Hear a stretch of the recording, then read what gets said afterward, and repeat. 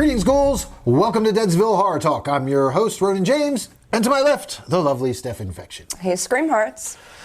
Today, we just got back from seeing Thanksgiving. Yes. It's so good, I went back for a second helping. And Steph went to see it for the first time. Yes. Now, I will say that I did miss the opening scene the first time through, so I definitely wanted to see it a second time, and yeah, definitely glad I caught the opening scene. It was I missed longer than 5 minutes. Yeah, it was definitely longer than 5 minutes. Like, I didn't miss any of the killer's kills, but I definitely missed a good... The reason the movie exists. Yeah, but I just kind of figured it out from the trailers and all that anyway. Yeah. You can kind of tell, but yeah, there was some, reasons why, and we'll get into them all. But yes, we saw Thanksgiving. Thanksgiving is this Thursday. I'm going to try and edit this motherfucker quick and get it out so you guys can... I believe in you. Can watch, listen... Like, subscribe, follow, bell ding, all that good stuff. Get that out of the way right now. And yeah, I'm going to get this one out quick so you can have it for Thanksgiving to enjoy with your turkey and your murder. Yes. I mean, what else goes with turkey than a side of murder? That's right. All right, before we dig into this one and do our first takes and dig deeper and all that, a quick bit about us. I'm Deadsville director Ronin James. I direct Deadsville Rock and Roll Mysteries. I direct Dickie Devil and the Deviants music videos. I've directed other music videos and shorts, and I got a Christmas short that I'm going to re-edit and put out this year, and not horror related, but it's comedy and wrestling, so if you dig that, you'll dig it. And I think everyone's going to dig it. And I got some other stuff in the works as well. We've got a few things going on here. But I've been a stuntman for 20 years. I've died in Guardians of the Galaxy and 6, and I was on Gotham doubling and was a biker, and I've done a bunch of stuff in movies and TV, and now I'm here to talk about it, along with still working in it. Yeah. Stalked. There's only a few hours left, I believe, at this time. Yeah. They are wrapping up their Indiegogo for their finishing funds. There were t-shirts. I really want a t-shirt, damn it. I just remembered that right now, so we should get on that tonight. Let's just grab some t-shirts, okay? Yeah, after we finish this up, we got to grab a couple Stalked t-shirts. Yeah. Featuring the Scarecrow, who was our buddy Ricky Barksdale Jr. Yay, Ricky. We're going to have Ricky on here one day to talk about his experience being the man behind the mask as a, as a younger stunt professional, following in the footsteps of the legends like Kane Hodder and, Tyler Mane. Yeah, we'll definitely have Ricky on. Yeah. He's been liking all our posts and stuff for the podcast, so I don't see why he would have a problem with it. Absolutely. We just got to figure out how to do like the Zoom interview with him, so that's probably what we'll wind up doing. Yeah, that'll be cool though. All right, well, enough about me and stunts and all that kind of stuff, but check out Stalked. An Indiegogo Stalked movie. You can get t-shirts and all that stuff. Maybe not now, but Sweatshirts. by the time this airs.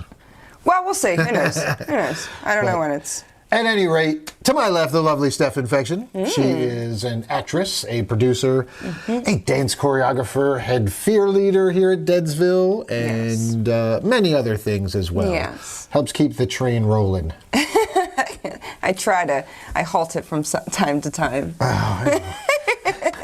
I got to make a stop every once in a while and see the sights. Trucking, yeah. But yes. How you doing, Steph Infection? I'm doing good. I'm a little shaken from this movie, not gonna lie. Yeah?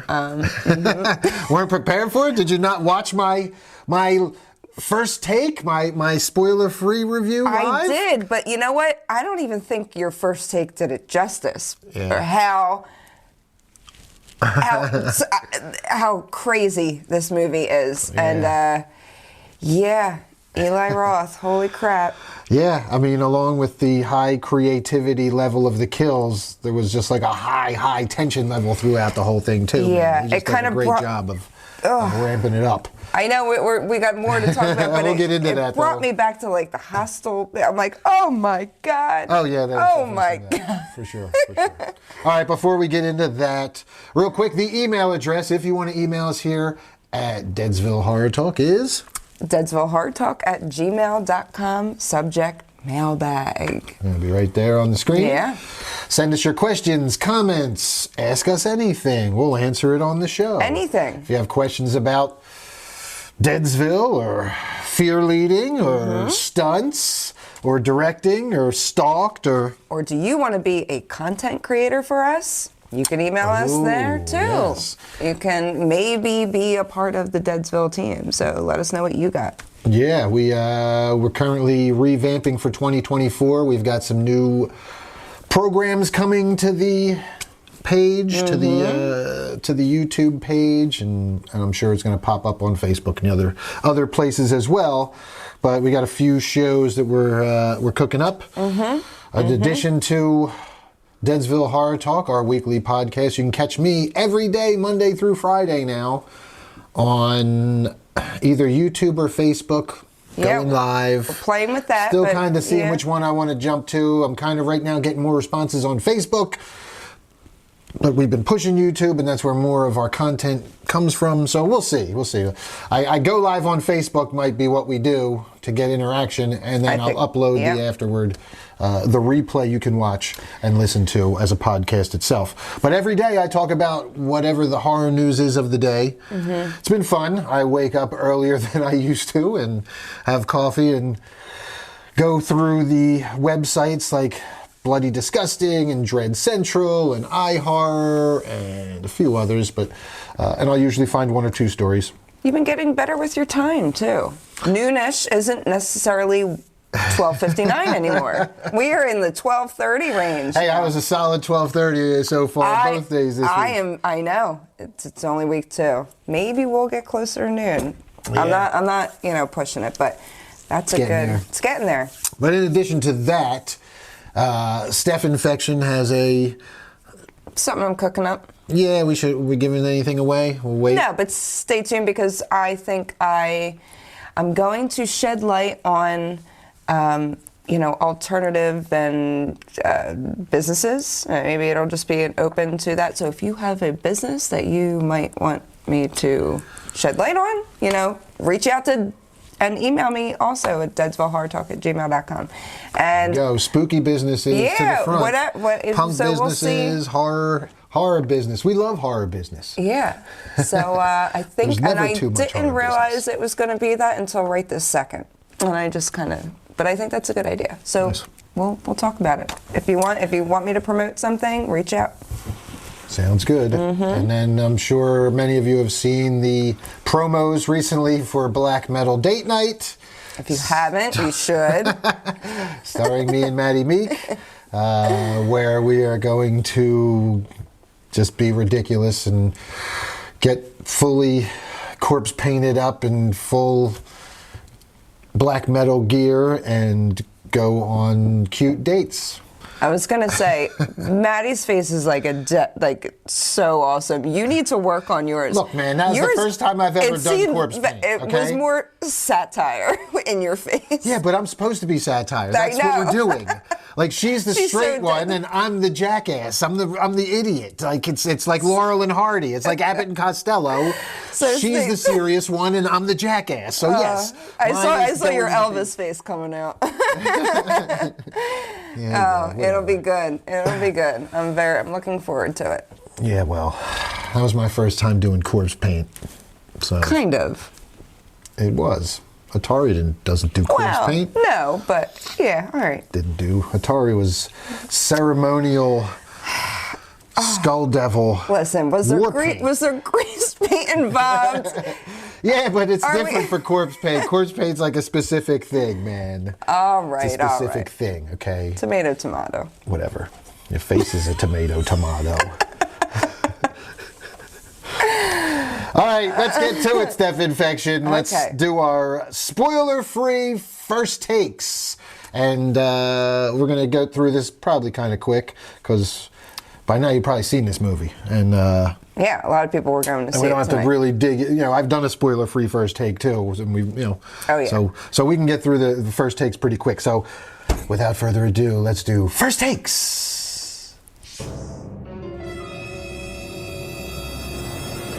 First takes!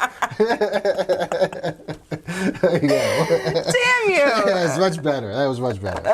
All right. We're going to move through this one kind of quick, and we want to get to our spoilers because we really want to talk about all the kills and stuff while it's fresh in our minds. Plus, I've already done a spoiler-free first take myself during Daily Booze Live. So, without further ado, Steph Infection, read that storyline. All right.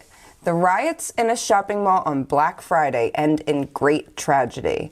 A year later, in the same town of Plymouth in Massachusetts, a mysterious killer goes on a killing spree in the days leading up to the great and bloodthirsty finale on Thanksgiving Day. Okay. Yeah, I guess that works for the synopsis. Well, that's the longer one that I chose. Yeah. And I think it does. Yeah. Taglines, there will be no leftovers. Yes. So, yes. I mean, yeah, this Thanksgiving killer terrorizes Plymouth, birthplace of the infamous holiday after Black Friday tragedy. Yeah. Yeah, that's the basic synopsis. But more what this movie is about, in the vein of the traditional 2000s slashers. You had your like core group of friends, your core group of hot young teens, and they're all being targeted for something they did, and revenge. I know what you did last Thanksgiving. Yeah, exactly. Totally had that. Yeah, I definitely had huge I know what you did last summer vibes from this one. I mean, the Pilgrim. Was his name John Carter? Carver, right? Carver, John Carver. Yeah. Our slasher character, the Pilgrim, a.k.a. John Carver. A pretty effective character choice for Thanksgiving, obviously. Oh, yeah. I mean, it's iconic. Like, when I first started seeing these, it reminded me of, like, the V for Vendetta mask, but... I know, yeah. But, you put a pilgrim hat on it, and yeah, it's a pilgrim. I don't know. I just, I wasn't expecting this movie to be what it was, so. Really? Okay. At all. Not even close. Well, we're not going to dig into quite that yet. Let's start at the top here with writer-director Eli Roth, who is known for pushing the envelope with his over-the-top gore. And, let's go to everybody knows this is from a trailer from 16 years ago, right? Is that what it is? Like 16? Well, I thought when is it? It's supposed to be... Here we go. I'm going to read this from Wikipedia. Thanksgiving is a 2023 American slasher film directed by Eli Roth from a screenplay written by Jeff Rendell and a story by Roth and Rendell, who produced with Roger Birnbaum. It is based on Roth's mock trailer of the same name from Grindhouse in 2007.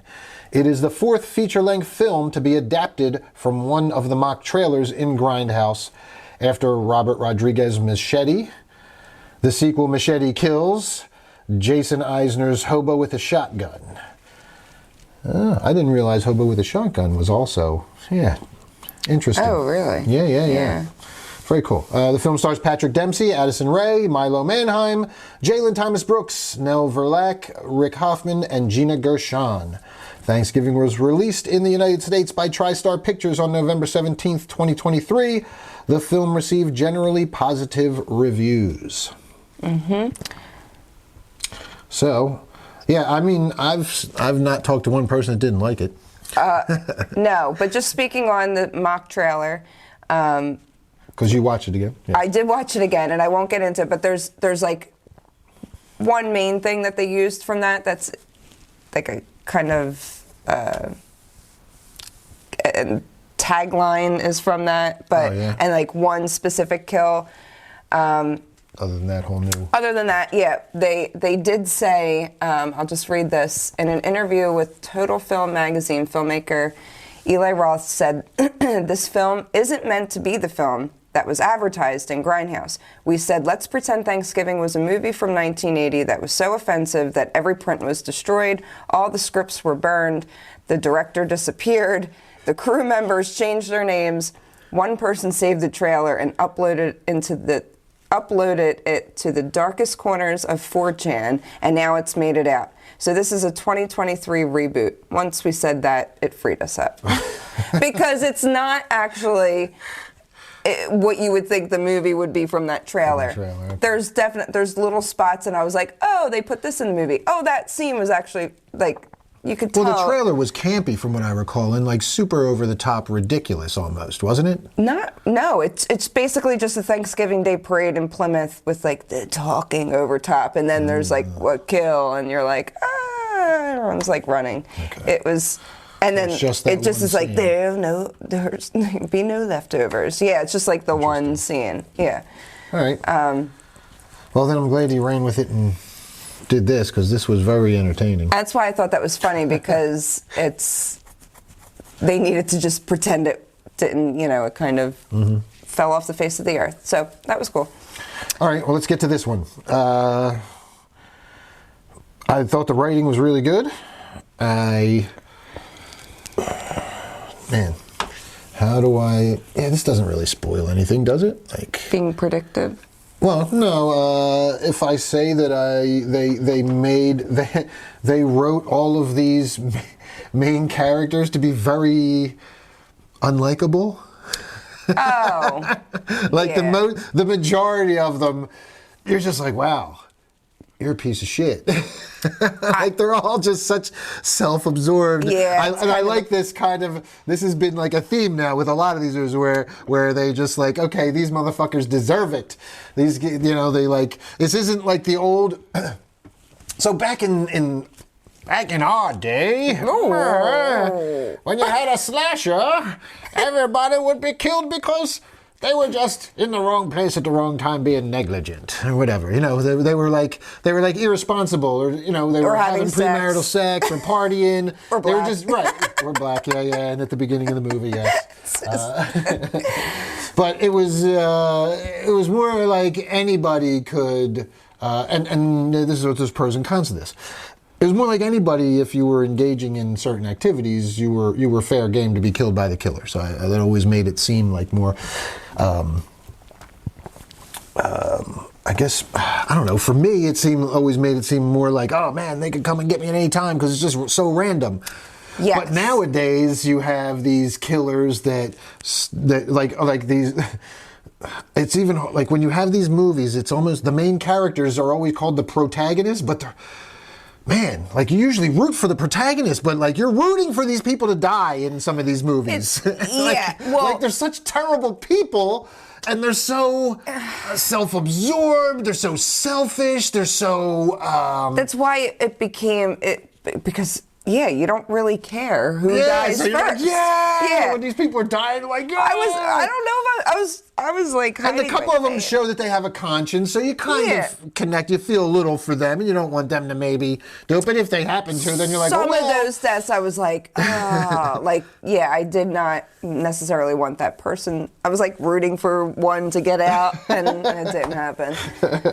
Well, we'll get to that, but yeah, that seems to be like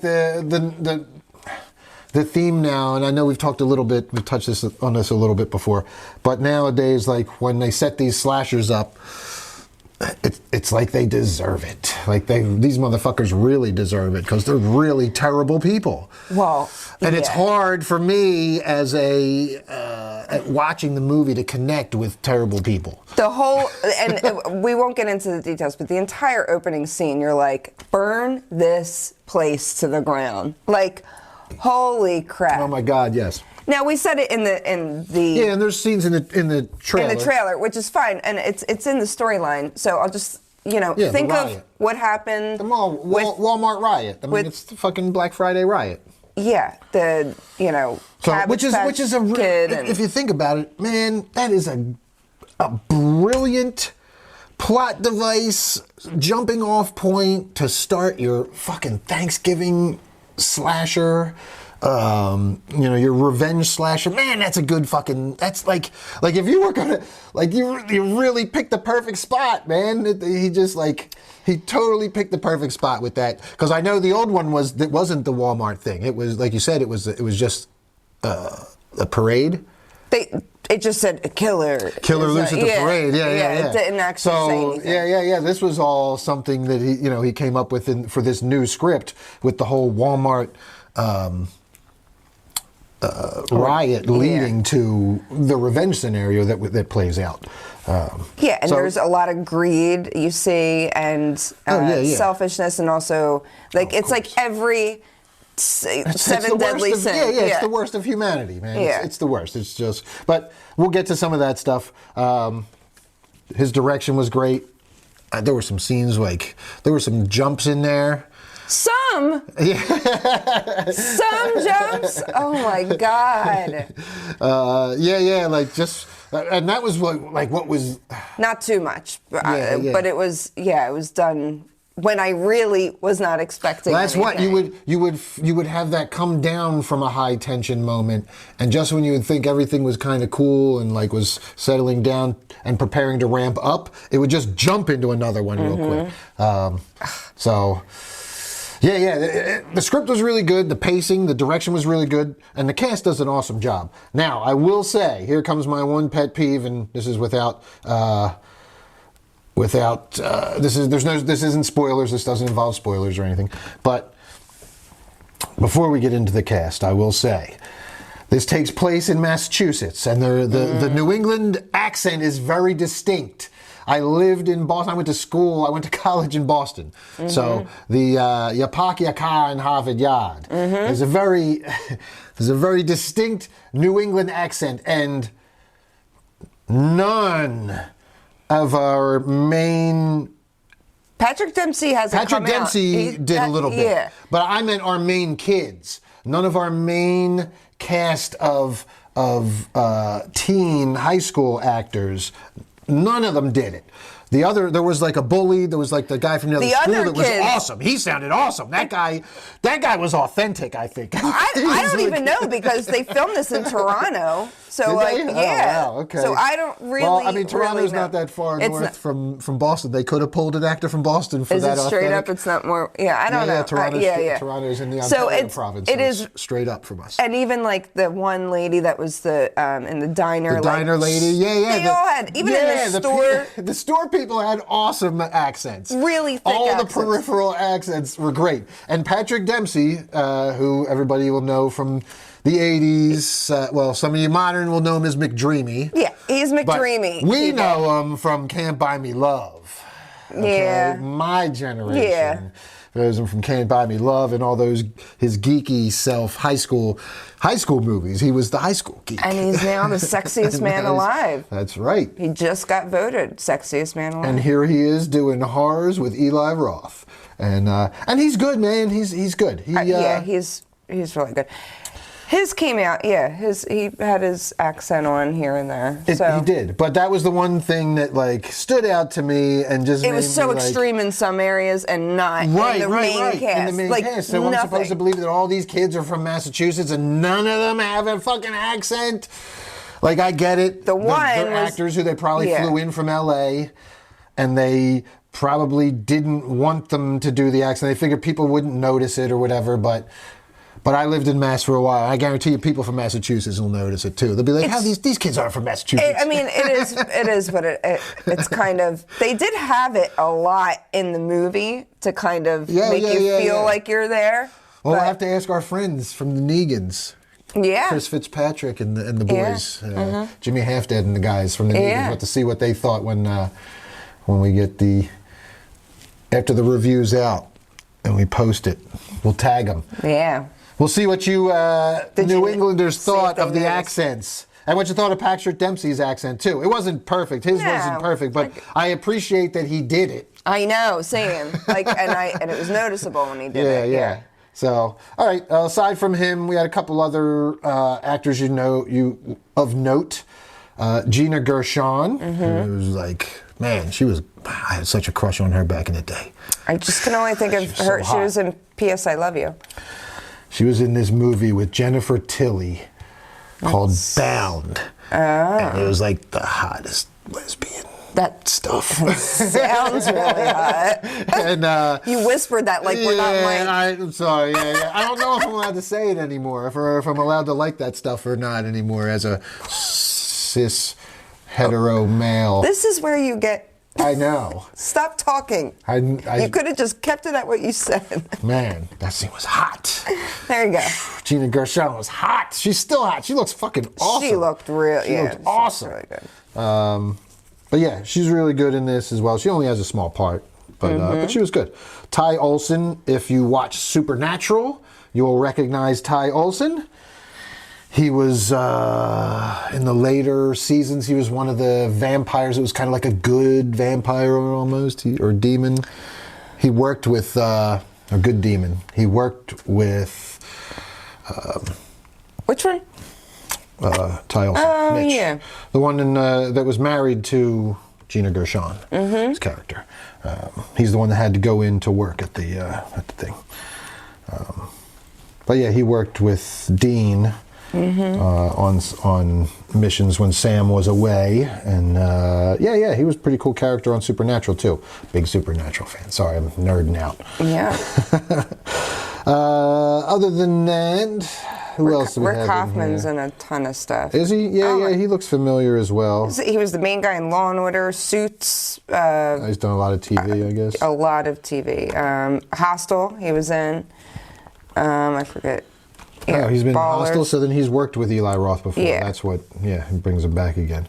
They don't have Scuba on here, and he was one of my favorite characters. I liked Scuba. He was good. Oh, yeah.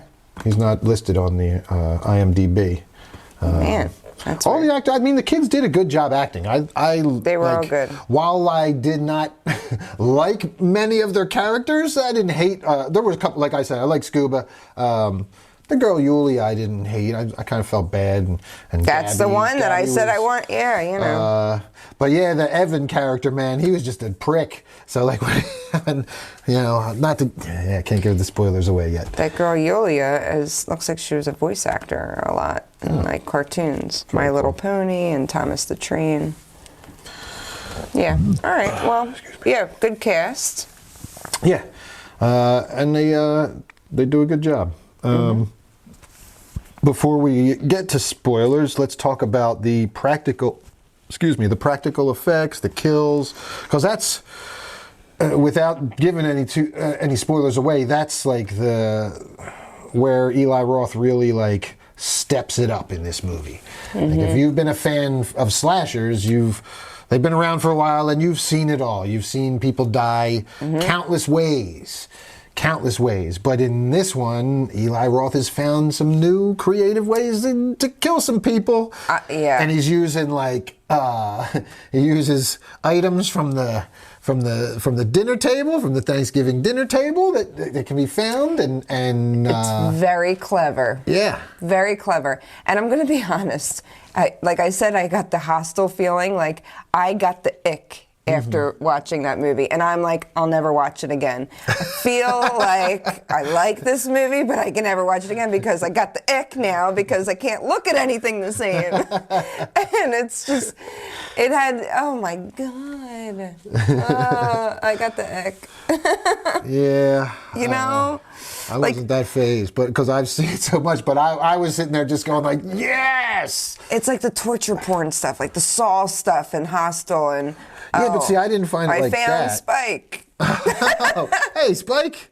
You take care of him. I'll take it from here. Excuse us. We'll do a quick cut there. Go.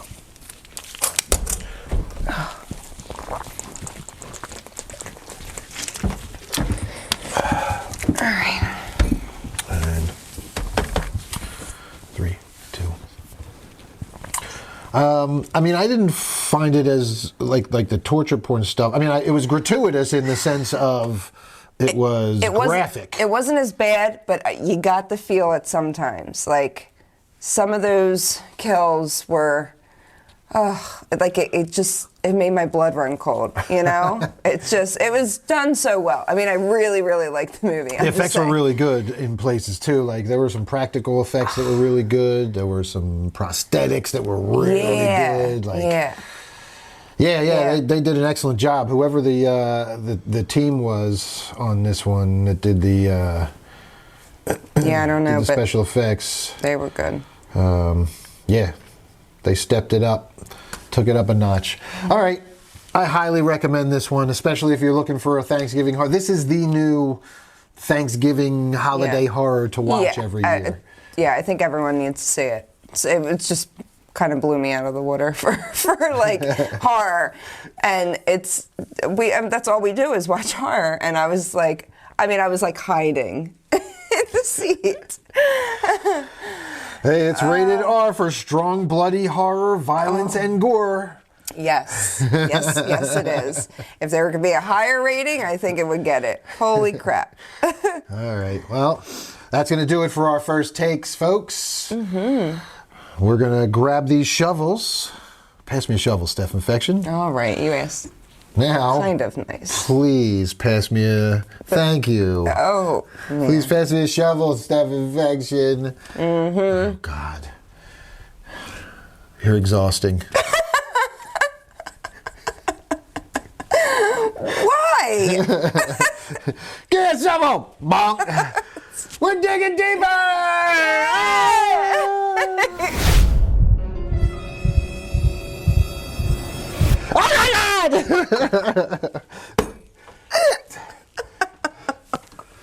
Oh, we're back! The anticipation just kills me. Digging deeper. Thanksgiving, we got this nifty poster. Mm-hmm.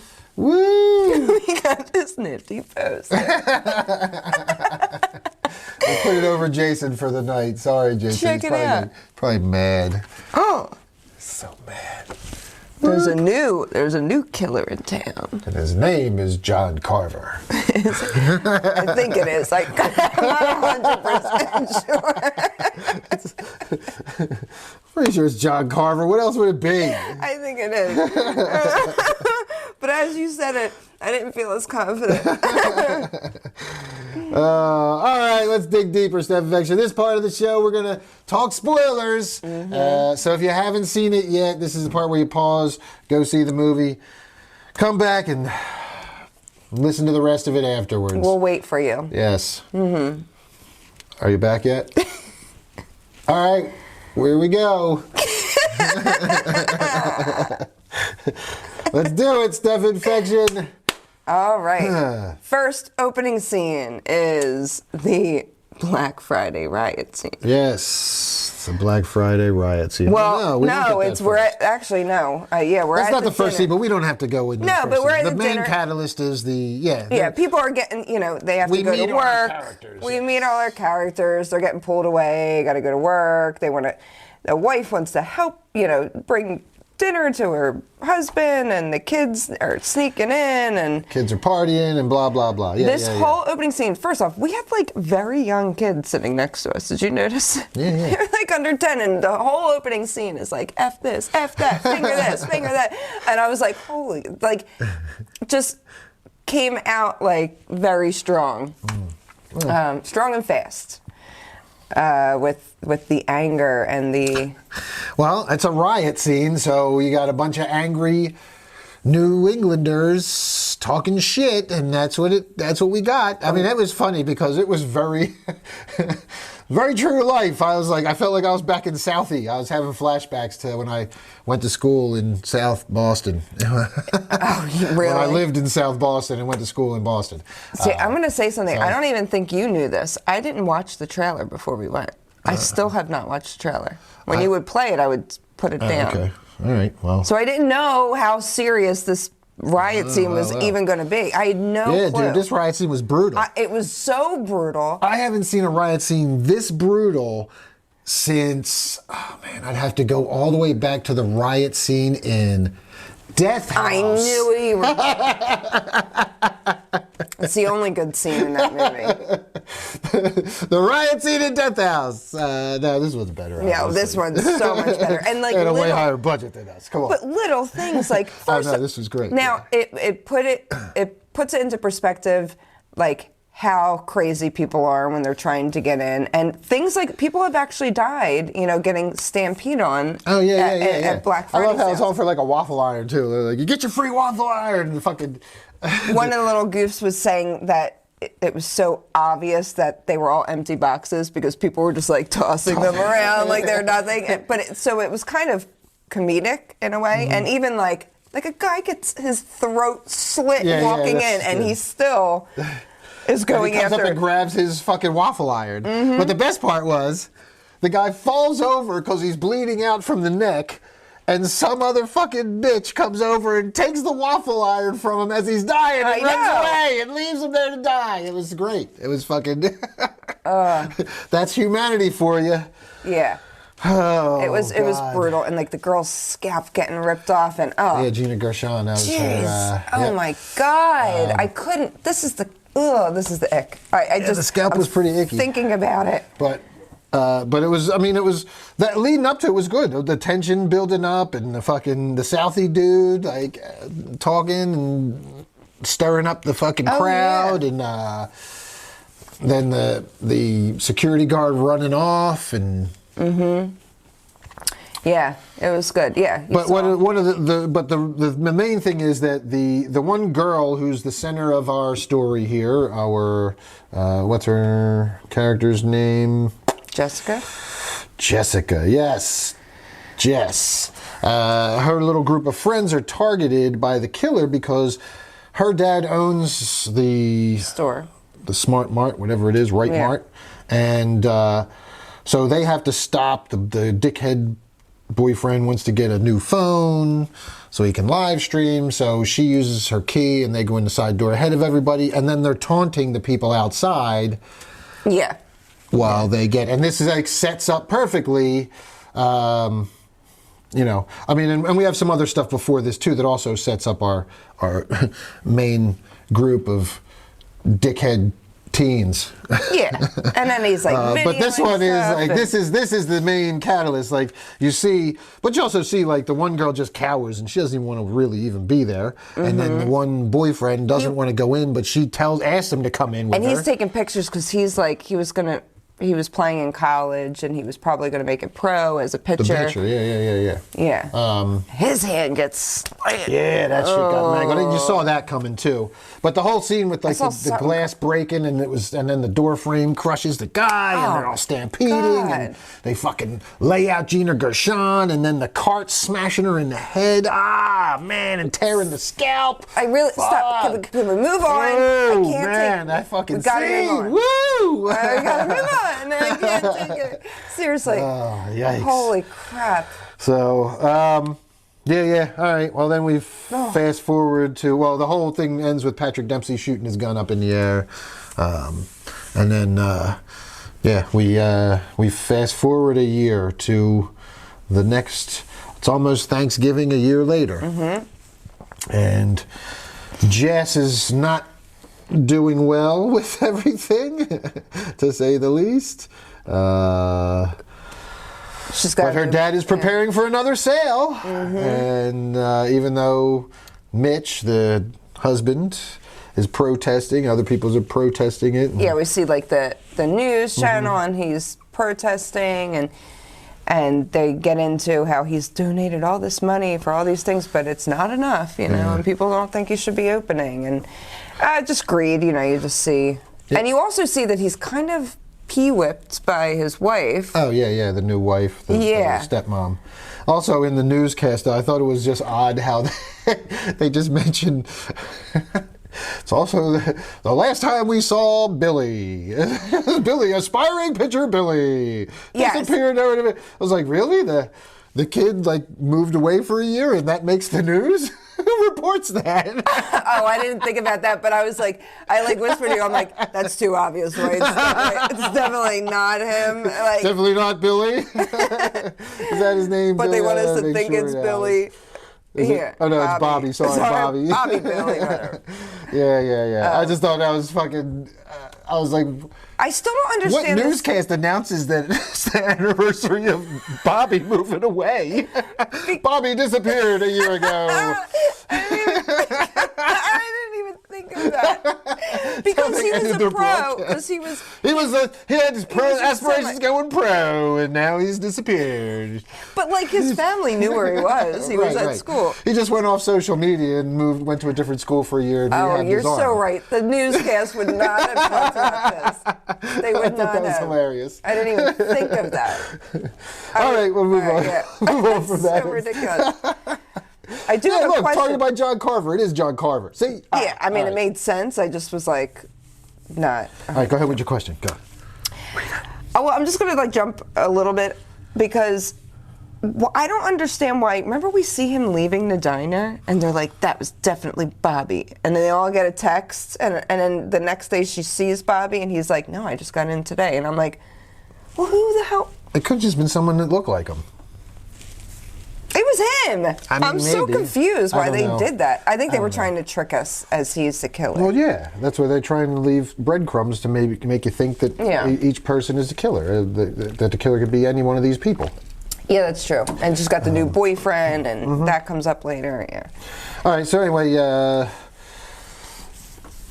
Raymond's preparing for another sale, and all of a sudden this little group of friends start getting text messages, or they're getting tagged. I'm sorry, they're getting tagged in Instagram because somebody keeps putting up the video from that one kid. Yeah, the dickhead kid shot video of the whole riot on his phone. And I guess he took it down after people died and all that crap. But people kept sharing it.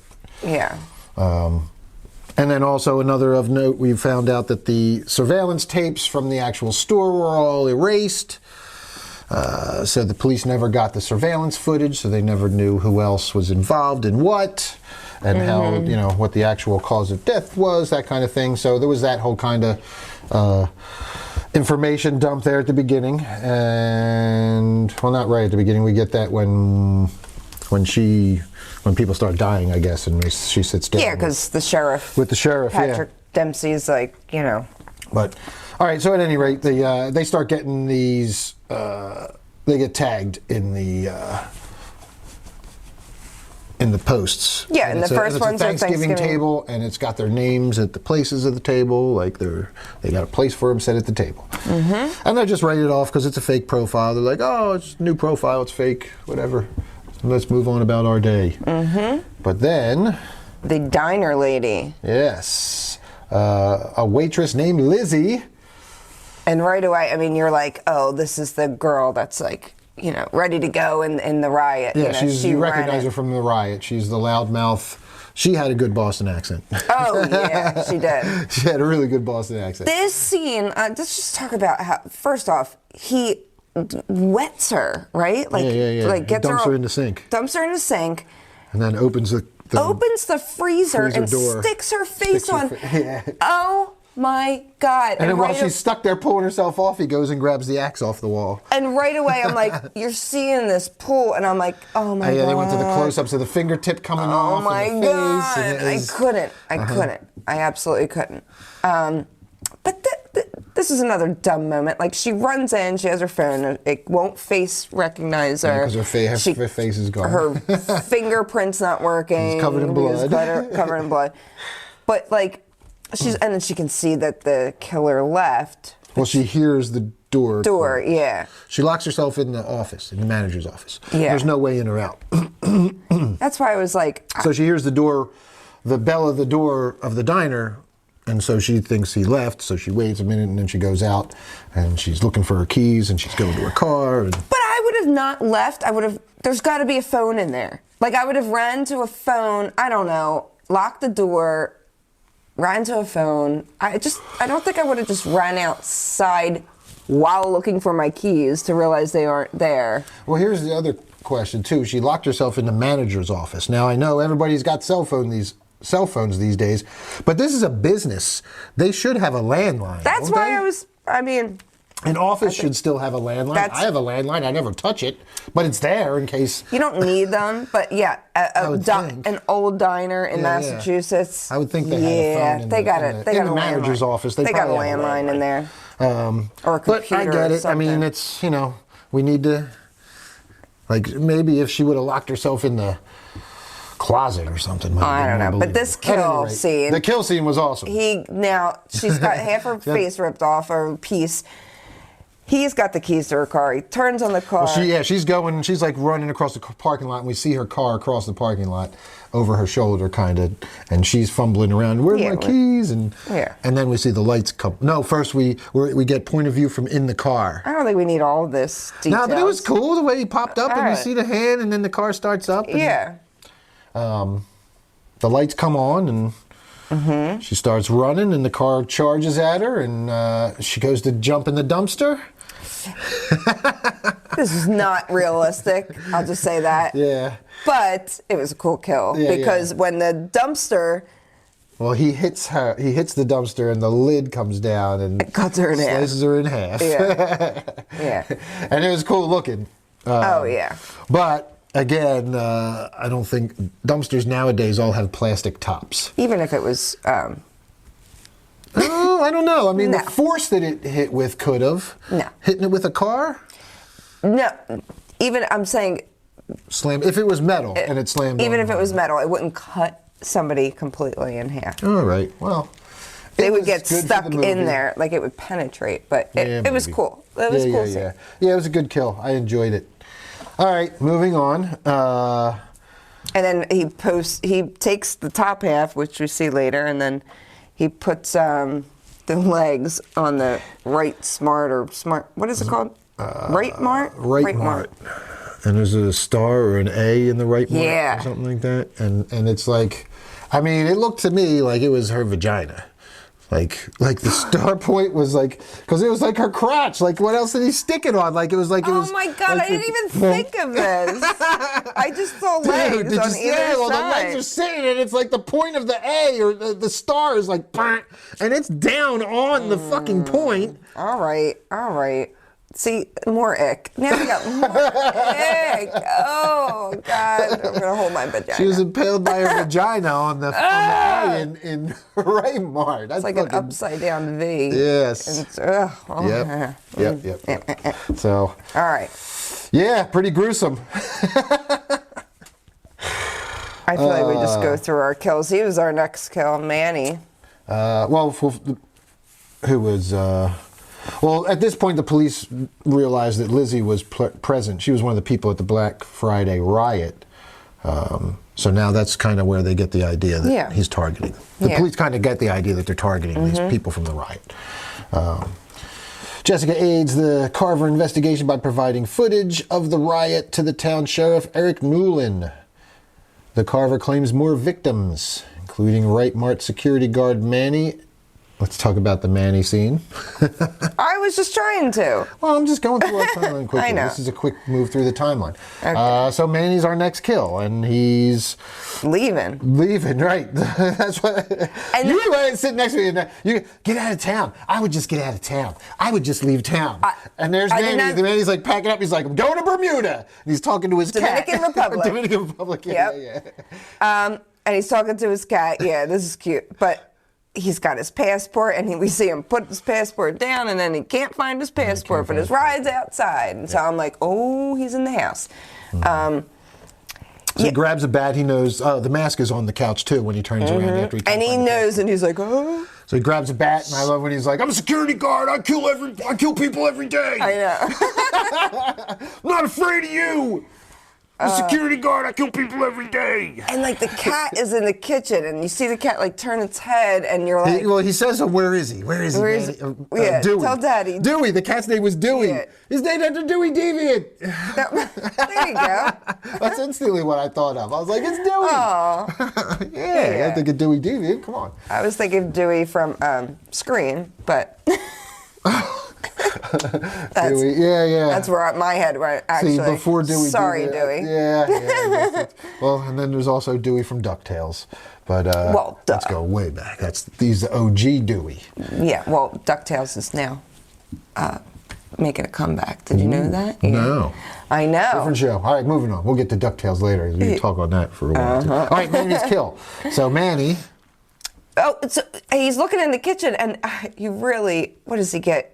He's walking towards like, the kitchen. Where is he? And he thinks he's in there, and he thinks he's in that the cat is motioning to him in the kitchen.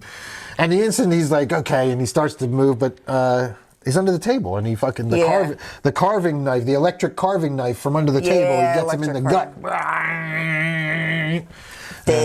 He did. Yeah, he goes down. Oh no, well that's He not how he. takes No, his- that's not. He's not. That's not the end of it. So he has the carving knife in him. Yeah. He grabs the carving knife. He gets behind. He gets like a garrote. The fucking rope, yeah. around his fucking neck. Spins around behind him, has him like around his neck, and then so he's behind his back and drops and pulls and severs the head in like one motion, and the head drops, and then you see the body drop, and it was a fucking And the blood was just pouring out. yeah. Now it was digital blood. You could tell it was some digital blood. It was but but he goes to leave and the cat has no food. That was the best part. I was like, the cat's sitting there by its food bowl as John Carver's getting ready to leave. He puts the head in the bag, and the body's just laying there oozing blood out, kind of dirty in the frame in the background. And the foreground's the cat. And then you see John Carver putting food in the bowl and petting the cat on the head before he leaves. Yeah, it was That's great. Yeah. I knew something was going to happen because you're like, I love this part coming up. I'm like, thanks. I'm sure he's going to feed the cat. I think he's going to feed the cat. Yeah. All right. Sorry, I got a soft spot for. But then we get the scene at the table where we see Lizzie's top half of her body. Like we see his head get onto the plate. Yeah, he puts the head on the plate. And that's an head awesome was cool. prosthetic head because it's a fake head. And kudos to the prop maker on that one. That shit looked fucking awesome. It looked just like his fucking head. Yeah, it was looked really like good. his face. It was a great fucking. And we great see job. Lizzie's top half at behind him, and he takes a picture and posts it. And tags everybody. So now they know. Yeah. Now they know this is a killer. So then we have. Then we have the other high school students. So yeah, at this point, like this is when Jess has given footage. She's kind of helped get some footage out there to identify some people that were in the riot now. Oh, already? Yeah. This is when the But at this point, well, yeah, because he. Where is it? Because Bobby comes back into town. They start talking, and we get this. Yeah, but right after the first kill, they start talking about. Oh no, it's after the second kill, I think. No, she does not get this footage until later.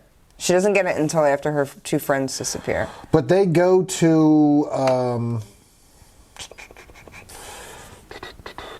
Because now we have Lonnie, the guy that was involved in the fist fight. He's our next death. The high school students, the trampoline girl, and Lonnie, and they tell. Remember, they are being interviewed after the fucking one of the deaths, and they tell him. Tell him what? They tell the sheriff. They're like telling the sheriff about. Oh yeah, it was this guy Lonnie from that other school. Yeah, I mean, they were talking about it, but they didn't have the footage yet. She didn't get the footage yet. Okay. That's not until later, where she actually has printouts, because that's when she becomes... Okay, all right, fair enough. We get the kill on the trampoline. Oh. We get to the other high school now. So this is a totally different high school. And our killer just goes in and twists the neck of Lonnie. God. I know, and why do they always have, like, super strength, these killers? Like, super strength. I don't know, but his head was backwards. Yes, completely twisted around. And she's on the trampoline, and we just see the knife come through. And somehow he, I guess, wiggles down there without her seeing. Yeah. You know, yeah. I mean, whatever. It's a movie, but yeah. Well, if you remember, everything else was dark except one light she had in the center of the place on the trampoline. So if he's in the shadows and he's dressed all in black, I guess he could get down there. Oh. Theoretically, I guess it's plausible. And she comes down. But yeah, she comes down with her leg, her heel first. Yeah, and then, I had to stop watching again. This is another moment. Oh my God. They're like cringe kills that hurt to watch. Yes, like my heels hurt right now. And my back hurts. And, oh God. Yeah, this thing is not straight and it's driving me nuts. Oh, my OCD is kicking in. It's just going to hang like, I'm just going to have OCD for the rest of the episode. It's just the way it's hanging. Yeah, so she like falls onto it and she gets stabbed a bunch more times. Yeah, so. She didn't die though. She was the one in the refrigerator. Yeah, and I didn't realize that. I was like, are you sure? Yeah, I guess she was. Yeah. She was just stuck full of holes. Yeah, holy crap. All right, so we Draining. get that. And then, what else? Amy and Lenny. Oh, Evan and Gabby get abducted. That was a good one. John Carver shows up at the school, and he goes after Jessica, and the cops show up. Yeah. And that was one of those scenes. There's a high tense chase, and she chases him around. The scene where he chases her into the fucking the hairstyling. Oh yeah, thing. with all the Scooby Doo moment. It was so Scooby Doo. Yeah. Shout out Eli Roth for the Scooby Doo moment. Yes. I recognize that shit. Like when I saw it on Thursday, people were laughing when that scene popped up. They were like, "Oh yeah!" Like we all like people tonight. People didn't really. I felt like people in our theater. There was a lot of young didn't people. get it as much. But there's like this whole Scooby Doo homage. She runs in. She's being chased by him, and she runs into the cosmetics. It's all mannequin heads. Yeah, mannequin heads with all different hairstyles, and she just bends down. She's got her head there. And she's like, "Watch it." It's so fucking classic Scooby Doo. Yeah, it was perfect. It was great. And then. What did she do? Oh, she was reaching for the, what's his name, and knocks over the hairspray, and then sprays him with the hairspray when he comes for her. And she makes a run for it and gets away. And that was like, you think she gets, like, you're like, oh, cool, she got away. And now the cops show up, and this is one of those moments we talked about where you're like, oh, okay, this is going to be like a lull in the action. And you're like, okay, cool. Everybody's kind of chill, and this is when the dickhead dude, Evan and his girlfriend Gabby, they're like, he's going to get changed from the football game that got canceled because the guy got murdered. It was cool the way they set like all these events kind of linked together. Yeah, it was done they well. kill the guy from the other fucking high school. Now the football game's canceled. So now the football game's canceled. The killer can show up at that high school and wreak havoc there as their fucking. So everything kind of played into each other, and again, great writing, good script. Yeah. But yeah, we get the whole thing with the cops show up. She's kind of like collecting herself, gives the statement, and then she's waiting for them to get ready. So she goes back into the school, and she's like by herself, and they walk back, and we get the jump scare. The whole fucking, he's like, Evan's like, that's weird. And it's POV of just a hand with fucking chloroform or something, on it, and just move right into your face, and you're just like, whoa, boom, and then you faintly hear the girl start to yell, but he must have got her right. I jumped. I jumped really. That was a big jump for me. Yeah, so that was a good one there, man. That was a good little spot, because you thought you were safe at this point because the cops were there. I know. Like, oh, okay. And then boom, you're like, oh shit, he's still there. Fuck. Yeah. So then you had. But then she's sitting there by herself. The cops are outside. She's looking at them. And she gets the text. She texts like, "Where are you guys?" And they're like, "Can you come here?" And I was like, "No." Yeah. And she's looking down the hallway, and she's looking at the cops. She's looking down the hallway. I'm like, "No, Jessica. Don't do it. Don't do it. Don't do it. Go grab a cop. Just get a cop now. They're right there. Just go grab one. Or just say no, Gabby. No, I'll wait here. Yeah, maybe. I don't know what I would have done. I would not have just went down. At any rate, she goes looking for him, and it's a fight scene, and she's being chased. Is that when we have the? There's. Oh no, that was when. This is her fight scene. What do you mean, the fight scene? This is when. She goes down the hall. Oh, yeah. He does swing the thing. Well, then why did they come to the... Why were the cops there at the school in the first place then? Because he was there already, right? Yeah, And they marked everything with the tape. I don't think that guy was from a different school. I think he's from their school. I don't think so. No, because their colors were blue. Oh, yeah, that's right. Now I don't know. They found blood somewhere, and I thought it was in that. Yeah, I'm a little. I kind of forget the timeline of things. Either way. Yeah, so they have the. I can't keep forgetting the names. Evan and what's the fucking girl's name? Jessica? Gabby. Oh, Gabby. So they get abducted. He doesn't kill them. He abducts them. Jessica narrowly avoids being killed. Yulia's father shows up, and he's like, we're going to Florida. And that's like a smart Russian mob boss would do. Well, I said, it's about time one of these parents just... See, I would have just left, though. Like, in that moment, get in, we're going... I don't even care. We're going to a different town. We're like packing stuff. Yeah. And I'll just buy you some new clothes until this gets figured out. Like, I'm grabbing my kid and just going. They go home and are planning on... It's packing. He's like, packing your stuff. He's like, go pack and da-da-da. And here's my problems now. I've got problems with this scene, too. Headphones? He's well, even before that, yeah. The dad's walking around with headphones blasting, so when she's like, it's too quiet and is calling him, he doesn't hear, and then he jumps out and jump scares her.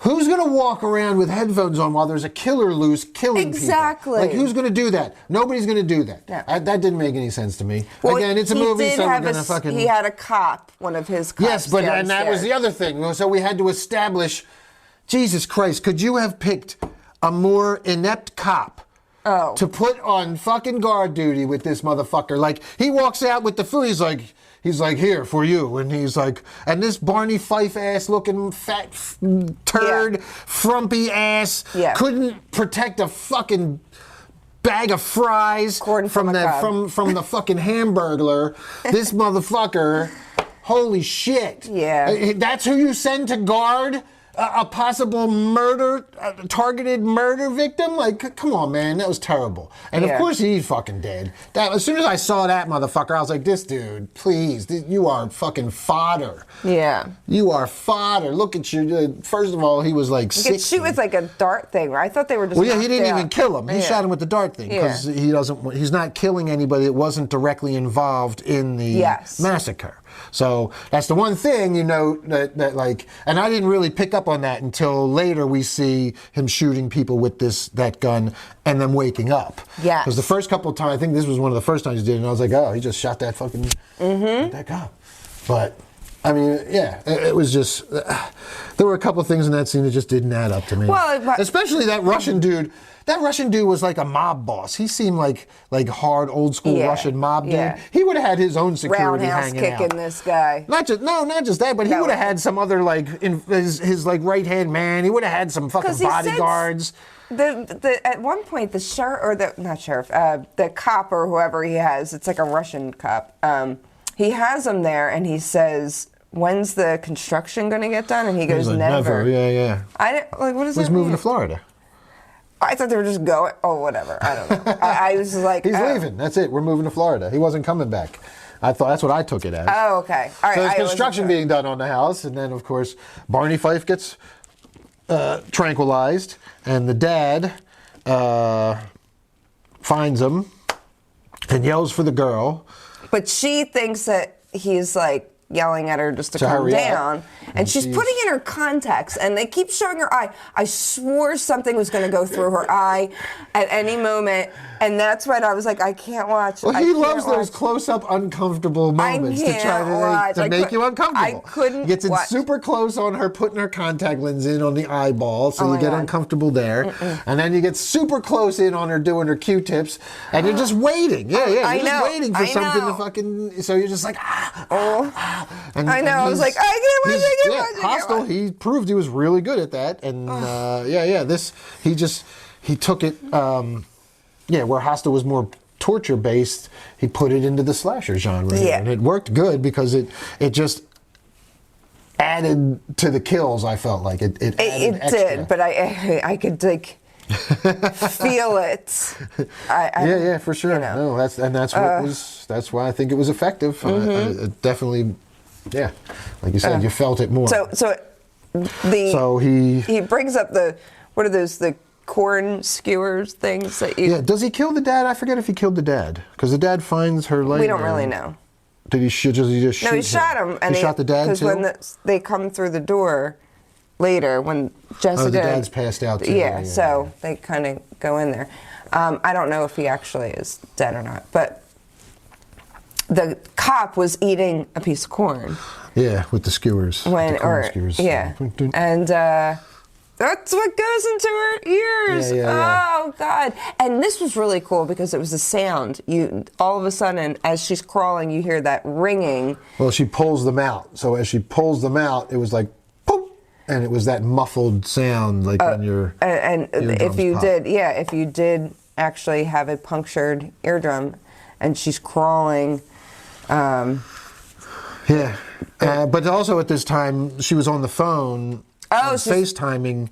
Yeah, so there's Scuba, who had just gone and got a gun from the old head dude that was having the big party. Remember that whole scene? Yeah. And I like that guy. Yeah, and him and Jess were driving to her house, so they race there. They get there, but Carver's got her at knife point. And he shows that he has the other two friends still alive, but at a location that they don't know. So she's like, kill him, but it's one of those moments like, if we kill him, then we don't know where our friends are. Right. Shit, you know. But Scuba does try and shoot him, but the safety's on. Because he forgot. Yeah. And then Carver realizes this. He has a moment, so he kicks on the table saw because there's construction, and he kicks it on with the foot and throws Yulia onto it. And always in the right place. Man, God. We see her get her hand to catch herself, and this table saw just chops her two fingers tips, like half of her fingers right off. You see that in a quick second, and then she falls onto it. And you just see the guts, like you hear the sound effects, and the guts are being churned by the table saw, and yeah. Do you want to know the one? How do I put this? The one instrument that has caused the most, I guess, fingers getting chopped off that I've actually personally X-rayed has been table saws. Yeah, I'm sure. I can't even count how many times I have X-rayed in the emergency room people's hands. Yep. From table saws. Injury. Yeah. it's. Be careful with those table saws. Yeah. Yulia found out. So when I saw that, I was like, yeah. Well, I mean, I deal with blood very well. I can deal with emergencies very well. But seeing the act of it happening, just like seeing a car accident or something, and like, it takes something a little bit more out of you that it's totally different. So it gave me the ick. Gave me the big ick. A lot of ick. A lot of ick going on here. I think the ick, I guess.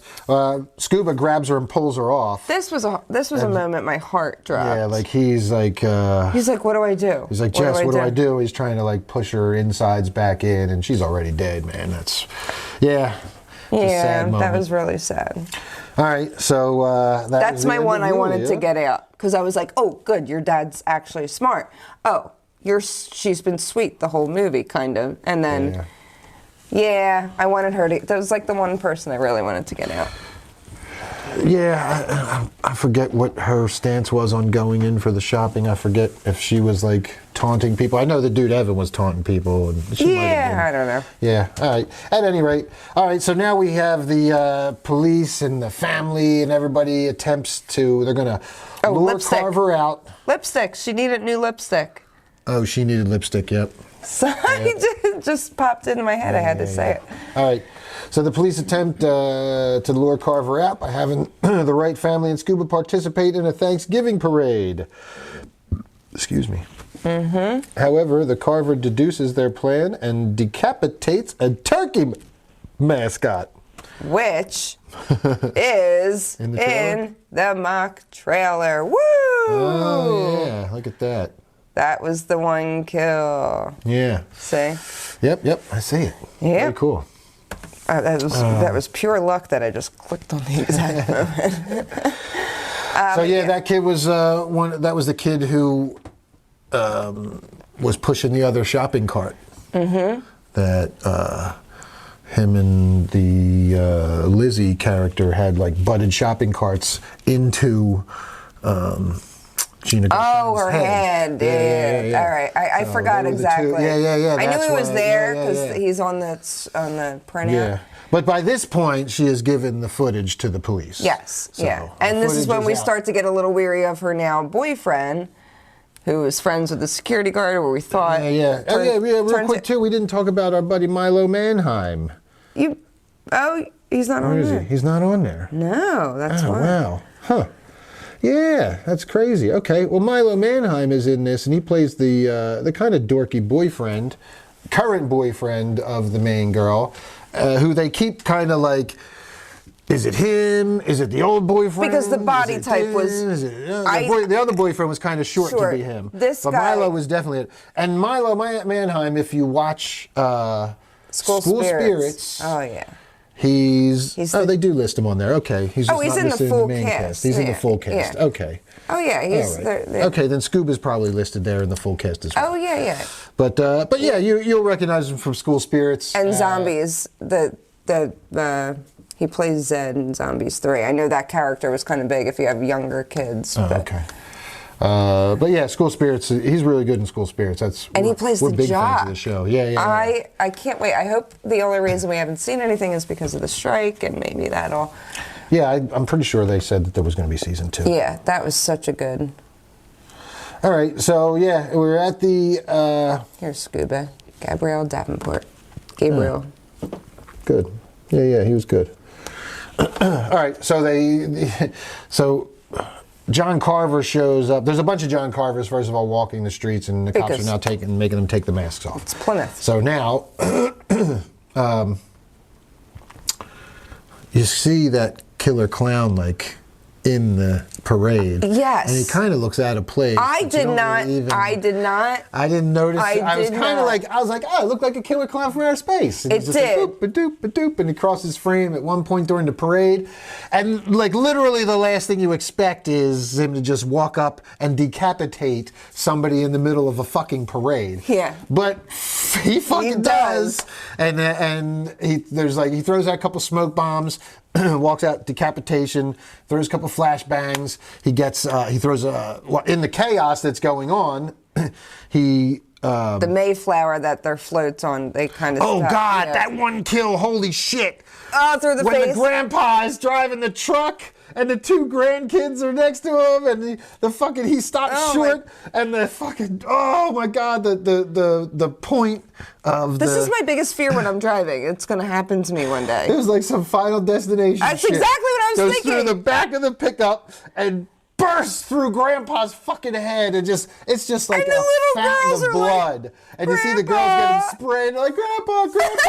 And this dude, the prosthetic on it was so my good. God. It was so good. I was looking at it, I was like, oh my God. The nose was like up here on the I pole can't was look. stuck through, and the nose was I like can't up look. here, I and the blood was just. Oh my God, it was so good. I was like, holy shit. And I was cracking up when it was spraying on the kids. I was like, I for the know first you time, were. I was like, I know. It was hilarious. Oh my God. But that was another practical kill that was it was awesome. It was such a good kill. So much blood. The kids there, I mean. God, I was like, that's awful. This is another one of those movies we talked about before where I hope some of these young actors get some therapy on set where they're told, this is just make-believe. Oh, yeah. You don't have to go home and have nightmares about your grandfather having God. mask through his face, smashing his nose hanging off and blood pouring everywhere. They were young, too, so that was... Yeah. So in the ensuing chaos, we see, who is it, the deputy? Grabs everybody and he's like, get in the truck, and he gets them in the truck, and then we see the killer clown like in the distance, and he's got the fucking gun, and he shoots the deputy goes down. Yeah. He leans in and he's just like, boom, boom, boom, boom, boom, and he shoots all four. 1, 2, 3, 4. Well, he puts in the flashbang, yeah. Flashbang. To stun them all. So they're all kind of like stunned for a second, and that in that quick second, like, my God. He gets everybody with the tranquilizer. And he just gets in the fucking thing and drives off in the chaos. Yep. Then with the lights on, and then we get, we go right to the mom, right? The mom, the stepmom, is now laid on the table, Yeah. and she's in her pilgrim outfit, and she was very smart. I did not like this character until this moment, and I was like, pretty, wow, you're doing everything that you should do if you are in this moment. So like, her dying, I was like, you know what? You did everything that you could do. She really did, and she was very smart about it. Yeah, so it was her idea to open the store on Thanksgiving.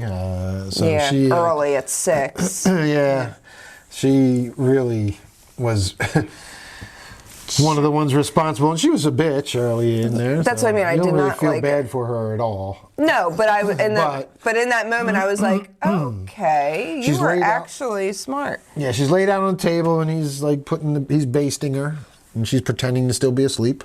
And he's putting salt. He's putting like the rock salt on her. And like she's pretending really well, because I was looking at him putting like parsley between her toes. I'm like, yeah, I'd be at least like moving or jumping. Like you can't just like, there's no way my body would just be dead like that. Yeah. Like if somebody's touching my toes, I am jumping. Yeah, exactly. I'm a dead giveaway. A little ticklish. Yeah. So then he gets up and she gets away, and she's kind of... Well, she sneaks away gets up the stairs. He's looking for her. There's a little bit of cat and mouse going on. And she kind of goes around. She goes up those steps. I was like, you think she's almost got a shot. You're like, oh man, she's gonna get out of here. She even like opens the fridge. She sees the girl in a bag. Yeah, the cheerleader, the trampoline girl grabs her hand, and we get that little jump scare. Yeah, I was like, holy shit, yeah. And she's like trying to, well, first she's trying to get out. She grabs a bottle opener off the fridge, like one of those magnetic ones, and starts prying it, and she's looking, and I'm like, holy shit. Like, she's thinking quick on her feet. Like, when you're in that kind of desperate situation, panic takes over a lot of people. But she was like, she was like assessing the situation. She sees a wine bottle in there. She's like, I'm gonna take this and have a drink. Yeah, I don't know. That would be you. That would be me. I'd be like, fuck this, I'm gonna die. I might as well just get this wine. No use. I'm gonna escape, but no use leaving this wine behind. Leave no wine behind. That's Steph's motto. That's my motto. But no, how did she winds up getting out the door though? Well, so she goes behind the wall. Why did she just go out the door? She did. Well, she didn't. I don't think she saw that there was a door there, because if you remember, he goes and he puts the pitchfork through, and they kind of she starts running away, and that's when she kind of realizes that there's like a front door. I mean, you would have to think there's all right. Yeah. Don't they fall through one of the doors or one of them? I don't even remember. I think they fall through a wall, and then she starts running. It was not very obvious that there was a front door there, though. I remember, I think they went through a wall or something. All right, fair enough. But she gets through the door, and she's running, and you just see him flip the pitchfork over, and boom, and right in her back. Damn. She hits the ground, you think she gets out. And he grabs her and drags her back in. You see her clawing at the dirt. That's one of the scenes from the trailer. So it's a pretty effective scene. I didn't watch the trailer, but next thing you see, she's in the oven. And this, God, it's like being buried alive. Oh my God. Well, I don't know. I think being cooked alive. Ugh. Yeah. That was a pretty brutal scene. Holy shit. And you know what's happening. Like, oh my God. Oh my God. At least you would die quicker with that if you were like buried alive in a coffin or something. But well, I thought it was pretty funny too when she's like, please, she's like begging, please, okay. Oh yeah. And he opens the thing up, and you're like, what's he gonna do? And he's gonna pull her out. And he's like, boom, and he sticks her with the fucking thermometer. And he closes it again. And then as she's cooking, she's like, and then all of a sudden it cuts back to that. She's like, boop. And done. She's like Timer completely, pops up. Yeah. And she's done. Yeah, she is done. That's for sure. Yeah. So. And then we get them all at the table. Yeah. Then they're all at the table, and they're like coming to. This was. Okay. Do you remember when they're live streaming? Yeah, they live streamed it, and the cops were like going to look for them. We see Patrick Dempsey's character. Yeah. and he goes. They all go to the location. Yeah. Now it's all being. They find out it's all being bounced around, but Yes. I thought about that too. They go. They all split up because remember he breaks out the because it's underground, and remember he says, "Okay, we're all going to split up." Oh, and then he's not there. So when he's not. Yeah. He doesn't find the. He's like, I'll take this one. You take this one. This one takes this one. So it's the deputy, I think it was, that finds the actual. Or it might have just been a regular. No, it was the SWAT team with the girl. Yeah. Okay, so that makes sense. The SWAT team with the girl finds the room with the broadcast going on, and it's a fucking phone in front of a monitor being broadcast with somewhere else, and it was all. So I guess he piggybacking and wasn't bouncing. that far where he got in the car and got So there pretty he quickly. got, instead of going and checking his, he says we give away our killer. Well, and we all have seen it If by you've now. seen it, we're in the spoiler section, so you know at this point that the sheriff is our killer. Yeah. Which I But didn't it's not actually, revealed yet. Yeah. No. I called it. Yeah, Like you when said I that. saw it the first knew time, I was like, man, he's just acting fishy. Well, I was like, I thought it. I almost thought it had he was on my list, but I don't know. I thought should there have was got some- there was quicker. stuff I that think. gave it away. That's like. I think I should have got there quicker, but I don't try to overthink in movies too. I don't either, but I just felt like with his acting, there was just something. There was sinister undertones to his acting. I thought felt like something to his was gonna- character, yeah. the way his character was. There was just something underneath that I could just. It was just there, just a bit. Mm-hmm. Like right off the bat, I was just like, And even when we went, because I missed the first little bit in the first one, but even in this one, it started right with opening the door, and there he is. Yeah. He's the first person we see. And it was under it was like, I forget what the circumstances are, but there was something else that happened, and I was like, fitting that it's him. And this is how it starts out. I thought it was going to be somebody related, but maybe not one of our main characters, but kind of somebody. I don't know. Well, I knew it was too obvious to be our boy Milo Manheim. That's all I knew. I was like, it's not him. It's not my boy Milo Manheim. See, I thought it was. Did you really? I did for a long time. I did from the see. beginning, but then when they started looking into him, that's when I was like, never mind, it's not him. But I did think it for a little bit. I never thought it was Bobby. Yeah, I didn't really think Never it was Bobby thought either. it was Bobby. Yeah. All right. Well, at any rate, so they all wake up. They and the Carver's there, and he's still live streaming. He's got the fucking voice changer on, so we still can't pick it up on who he is. But he starts telling why everything's going on and why they're all there, and we're gonna go around the table and say what you're thankful for. And this kill, whoo, man, whoo. Since Evan was the one that jumped on top of the counters and filmed everything and posted the video, mocking everything. Carver brought the phone over to right close up to him to live stream him and get him as close up and make him famous. Oh my God. And man, It's a meat fucking tenderizer. meat tenderizer. Oh. Ooh, man. And he does not shy away from it.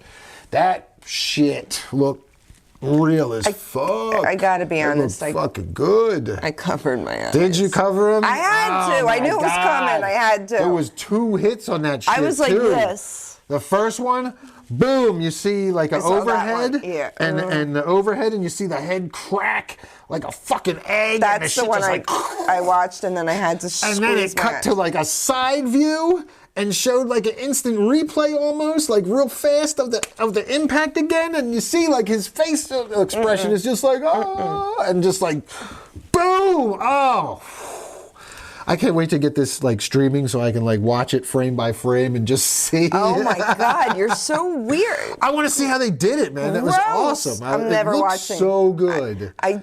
It looked so good. I don't want to watch it again. What did you guys think? Comment. What did you think of that one? I thought that was probably my favorite kill. I mean, I like the slice for style points when he did the spin and the behind and the with garrote and slice the head off. That was pretty good. But the meat tenderizer kill was probably my favorite kill. It was so brutal. crazy. So brutal. Yeah, that was a good one. Yeah, so he smashes him. Now while this is happening, we forgot to mention during the right before the parade, our creepy older guy who's the metalhead who throws the party. He's like the older guy who hangs out to high school kids for everyone, and he's in his 20s. Sells guns. His dad owns a gun illegal. store. Yeah. We kind of gather all this about him. He's who they go to gear. get the gun. So he gives her his dad's ring in right before she gets on the float and says, "It saved my dad in Iraq." And that was a really nice moment. And I knew the ring had something. About the ring. I mean, immediately. She didn't think it. She puts it on. But, yeah, it's a little knife, so she can cut herself free. But again, that was a cool moment. I liked it. The guy who everybody was kind of shitting on through the whole thing. He's like the nicest. He's got like, morally, he's one of the nice, he buys kids beer, but he keeps them safe, and he was he's like one of the nicer, better characters in this movie. Everybody else is a piece of shit. I know. And he's like one of the only ones that has a good heart. He lets him just like borrow a gun, and he's like, He's like, stay safe out there and stay alive and bring it back. You know? He's like, make sure stay safe so you can bring that thing back to me when you're done, when all this is done. And she doesn't want a gun, so that's why he goes out of his way to give her the ring. He tries to give her that, the belt with the knife in it, and she's like, nah, I'll be with Scuba. So, but at this point, he gave her the ring. Which I got pissed off that she wouldn't just take it. I was like, why? Take the gun, take the knife, take something. Yeah, but you never know. But yeah, that was dumb to me too. But at any rate, it was a good moment when that character gave her the ring, and then so now of course she needs it, and she finds the little secret knife hidden in it. The little blade pops out, and she's cutting herself away while Evan's head is being smashed to bits. We also had the let's have a little cheer, and he puts the in the cheerleader's neck. He puts the and makes the a wine, and pop, and makes a fucking. Oh man, what the hell? Why is it going to be a cheerleader and wine? It started with them pulling the thing off the wife, and she's all done up tied up like a turkey. Her head's cut off, and that's on the table, and they're all freaking out from that. And then he said, "What's he say?" He's got some great one-liners too, man. I love that Eli Roth brought back the one-liners for this one, because there are some really good ones. She was cooking all day. She's been cooking all day. Yeah. She's been cooking all day, and the husband throws up with a gag in his mouth. That was good. When he slices off a piece. Yes. Ugh. So then he slices off the piece of her, puts it on a plate, but then right before he's like, now either eat her or I'm gonna kill you. He puts a knife to the throat. Before he can kill him, the father, Scuba gets free and smashes him with the chair. Yeah. And the father and Gabrielle run, and they run out. Yep. And awesome scene here. Motherfucking, it's just like a jump to, you don't even realize you're in Scuba's POV until they reverse angle. You're just behind the walls, and he just, the Carver just bursts through the fucking old rickety wall, and smash, and coming right at the camera with that axe, and then it flips, crazy. And you see that he's actually coming at the kids. But she leaves, and he kind of leaves him to go after her. Mm-hmm. She climbs a fence, and he gets cut. He catches her in the arm, and she climbs the fence. That's right. Yeah. He gets, and she gets away. Now. Did he just take off? Did he go back? It's unclear on how, because next thing we see is I think he took off because he realized she got away, and she was going to tell everybody. Well, he chases, well, that's the thing, he chased her, so he didn't go back, and Scuba got the other people free, is what I'm assuming? Oh, yeah, because then, he does get away, but then remember he has Bobby in the trunk? Yeah, well, she gets out of the woods, And she finds him the sheriff laying next to the car. So that was where I was like, how the hell did he get there so quick? But yeah, that one's a little iffy on that. This is like the Scream stuff. Like, I don't know, like the killer, you don't know how they get there that fast. Maybe his truck was there, he had Bobby in the trunk, and he just drove there, and he went to go take Bobby out of the trunk. He probably, I'm guessing, she's going through the woods, he had his truck, he kind of panicked and was like, I gotta set somebody else up as the killer, because he drugged I guess his idea Bobby. was to set Bobby up the whole time as the killer, but... Yeah, but then he goes to take him out of the trunk, probably really quickly, and he hits him with a tire iron. Yeah. So... Well, he probably had... Okay, so he would have had to have had Bobby in the trunk the whole time that he was doing his little thing at the dinner table. Yeah. So he wasn't bringing Bobby to the dinner table. He was framing Bobby as the killer. His plan was to frame him. So Bobby was... So Bobby was in a car, in a trunk somewhere on the premises. I guess. He would have to run back after the timeline getting a little fuzzy. We're going to let it go, Eli Roth, but I'm a little confused. She jumps the fence. She's running. He turns and goes back. She twisted her ankle, so it took her a while. He also probably had his truck right there and just drove to where she was going to pop out of the woods. You know? True. It could be like this. And he just drove this way and got there before. Yeah, I mean, it's true. But again, she also twisted her ankle, so that slowed her down. I guess that's why they showed that ankle twist. Yeah. Because it didn't seem to be really affecting her later in the movie. He steps on it at one point. But they showed that, so I guess that's kind of Eli's... She's getting to town really slow, so meanwhile... But here's the thing, so does the Carver go back? His truck is at the location where he just only sliced Scuba in the arm. So Scuba's freeing the dad and the other girl and calling the cops. Now his truck's parked there. So does he go in and kill everybody, or does he just run up and be like, "I'm gonna get in the truck and get out of here"? I think that's what he did. Yeah, he got in the truck and got out of there. Yeah. And then he just raced right to and changed his clothes and then raced right to that warehouse area where he was going to take him out. And when he opened the back, he gets bonked and I don't know. She comes out and he's laying there. I guess that's the timeline. I don't know. We'll go with it, Eli, because I enjoyed the movie and I don't want to bitch too much about timeline issues. Yeah. And Scream does the same thing. But worse. So she makes it to the parade warehouse. Finds... she sees Bobby going into the door. Well, yeah, she sees Newland unconscious. Yeah. And then she doesn't see Bobby going into the door. She sees a figure go into the door, and she sees Carver's mask, because he has the Carver's mask on. Yeah. And he has all the jumpsuit and all on. So she follows him in, and then she sees Bobby. Sees it's Bobby. Because he takes the mask off. Yeah. And just as she's about to do something, Newland pops in and stops her. He's like, and starts playing it up like he's... The second, I was like, oh, yep. I mean, you just know at this point it's him. And he goes and shoots. I think I got him, but he got away. Yeah. Yeah, when he popped out, I was like, man, it's definitely... Yeah, 100% him. So, they don't know where Bobby is, and now she's, they're all at her family's at the hospital. She's with the sheriff, and he's saying, oh, we'll get you checked out for your ankle, and basically we don't know where Bobby is, but he's definitely the killer. We have his phone here. Yeah. And the phone's in the evidence bag. It was still, on the posting or whatever, and I was like, nope. No, it wasn't still posting. She went and...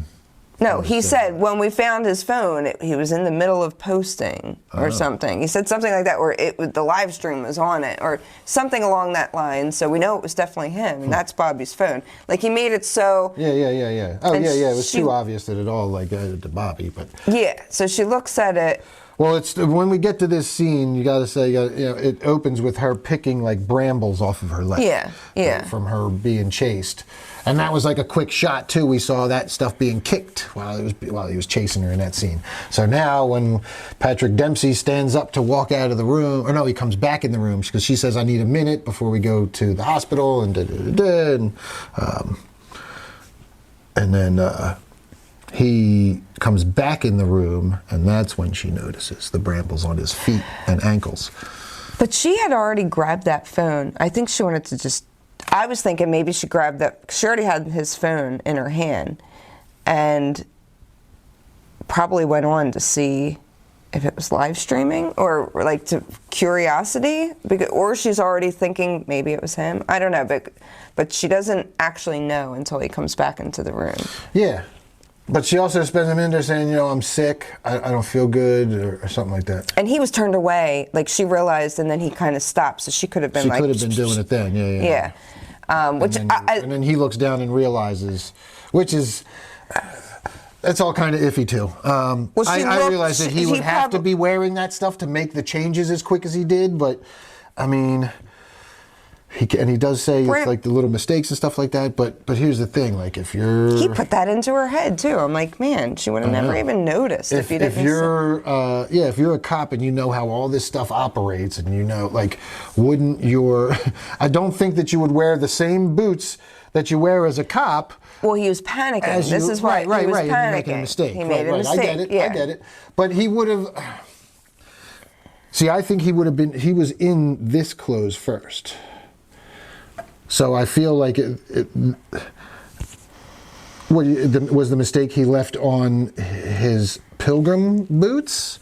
Yeah, I think so. And they weren't, because they were police issued boots that he was wearing, and the brambles were on his police issued pants too. I don't know. So it's all a little. He could have left something. If you're a cop and you're pulling off murder, I would suspect that you wouldn't wear the same clothes, and because he knew they were pulling brick from places too. Remember, they were pulling that brick off, and the forensics was. I think that he forgot to switch his pants because he definitely made a mistake. Yeah, but there was, either way, I just think that that might have been something he might have been a little more cognizant of and aware of. But brambles, those things, they get just stuck to you. You can't even get them off. And yeah, for sure.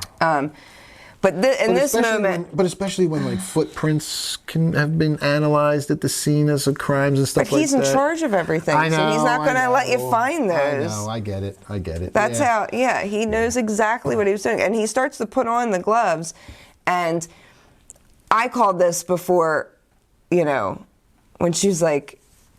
Well, even before she said the line of, you never asked me what I was thankful for, I was like, she's live streaming. She's fucking live streaming. I knew it, and then the second she said... Well, he does his whole spiel, too, about why. Of why. Yeah, so we learned that he was actually having an affair with the... Of course, there's a pregnant person. I was like, oh, man, no, she was pregnant, Gina too. Gershon's character, he was in love with her, and she was going to leave her husband to be with him, and since she was killed, he held them all responsible, so that was the motive behind everything there. Yeah. So, Where I was like, oh. He's about to attack her. Oh, yeah. So then, I probably would have killed everyone, too. God damn it. How selfish they were. Yep. Damn right. Yeah. So now... She's like... You never asked me. She does ask the line about what she's thankful for. And she's been live streaming the whole thing, so now he's fucked. Everybody has seen it. They're all reacting to it online, to his confession. That's why you never confess when you're a villain. Don't give the movie villain confession. Or even if you're not a villain. Just deny. So, as he's about to attack, Bobby saves the day. Yay, what the fuck did he do? Throw a rock through the window? The window just shatters. What the fuck? Is that what it was? A rock or something shit through the window? Yeah, he shatters it. So he runs in and pulls her out. And that was, but I liked Bobby because I was like, yay. He was okay, I guess. I liked him. I don't know. He disappeared for a year, just ghosted her. Yeah, he's really cute. He tells her too, he's like, I blamed you for it. He like straight up says, I blamed you for it. I mean, yeah. I would too. It's my fault. Don't fucking go. She asked you to come in. You should have said no. She just like looked at him. She gave him one of those like chick looks. Like really? Okay.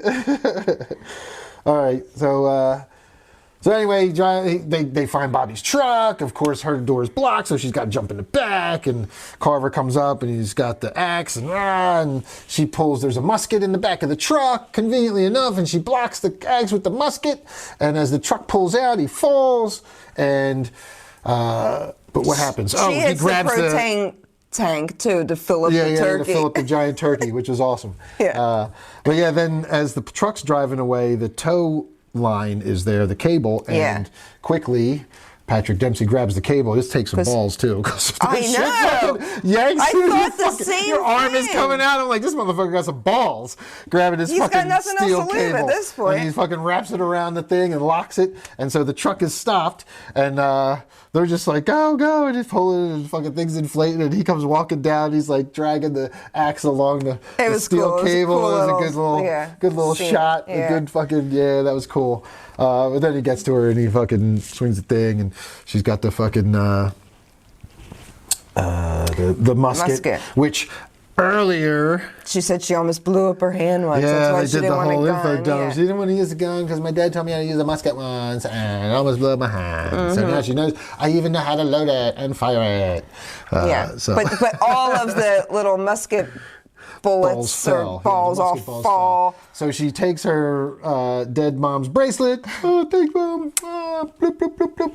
And It wasn't like too much, like with the dead mom though. But in that moment, I was like, of course, of course. Yeah, and if it were me, I would have shot the bracelet through the motherfucker's chest to make sure he died. But instead, she shoots the giant turkey. And to be honest, we could probably look this up, but do you know how far those muskets actually fired? Not that far. Not that she far. would have been better. Close. Yeah, you had to be more up close. Yeah. Like she would have been better off hitting him. And even if she missed him, it would have hit the turkey. It was like 30 feet away. Yeah, the turkey was pretty far. No. Nope, and that bracelet's not, it doesn't But have at that any much. rate, we need a sequel, so she had to shoot the turkey so we could have an explosion. And I love the fact that, because he keeps going, Jessica, he's yelling at her. So as the explosion, Jessica! Yeah. He fired an explosion. But when the cops are there, they're taking they carried out the burnt up turkey. That's great. That was great. Yeah. But they say, there's no body, but he must have been incinerated. And I was like, no, this he's motherfucker not. ain't incinerated. John Carver will be back. Yeah, there's no you don't get incinerated. Yep. No. So, I guess that's about where it ends, right? The following morning, Bobby's taken away in an ambulance. Jessica reunites with Gabby, Ryan, Scuba, and McCarty. The authorities are unable to find Newland's remains, leading to believe it is an incinerating explosion. However, Jessica continues to have nightmares of a flaming Newland attacking her. Oh, that Carrie bedroom moment. closet. Oh my God. I was like, God damn it, it's a Carrie Yes, moment. he gave the Carrie moment. Yes. Yeah, it was the dream sequence jump scare. Yeah, it was a good one too. It was a good effective jump scare at the end. So, very cool. Very cool. On fire. It's kind of like a Freddy moment too. Yeah. Very much. All right. Yeah. Well, and that does it. That is Thanksgiving. Yeah. Loved it. Can I love hate it? Because I loved it, but God. I highly recommend seeing it. See it this week if you can. Oh, absolutely. If not, definitely see it after Thanksgiving. I'm sure it'll stream soon, and this will be one that you stream every year around this time with like Poultrygeist and Thanksgiving and some of those other gobble movies. Right. Gobble. All right. Yeah. So we both loved it. Both recommend it. Yeah, absolutely. Yeah. Good stuff. And this one made a killing at the box office too. So. This is what we like to see, man. There's not many movies about Thanksgiving, and this was done so well. Not just that, it's R-rated, Yeah. blood-soaked horror, and people are going and showing up for it. This movie, it did well at the box office. Terrifier 2 did well at the box office. I think we might not get this movie if Terrifier 2 doesn't do as well as it did, though. I don't know. He might have been in production on this before, but I feel like Terrifier 2 went out there and was just like... was just such a fucking box office smash. It's just the name. Yeah, he probably could have got it done. But I think there was probably more, maybe more studio confidence, let's say. More confidence in the studios.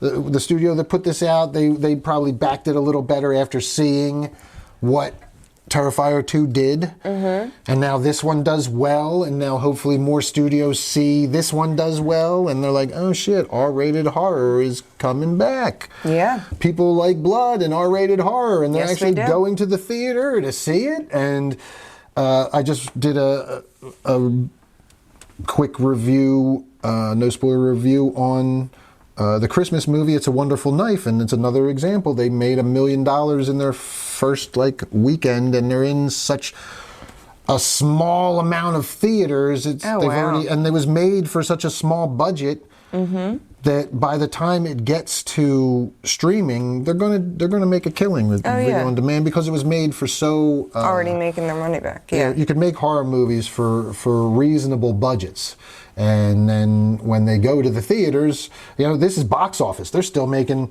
So what was the budget for this? Do you have it there? I know you're on Facebook for that, but I should check the.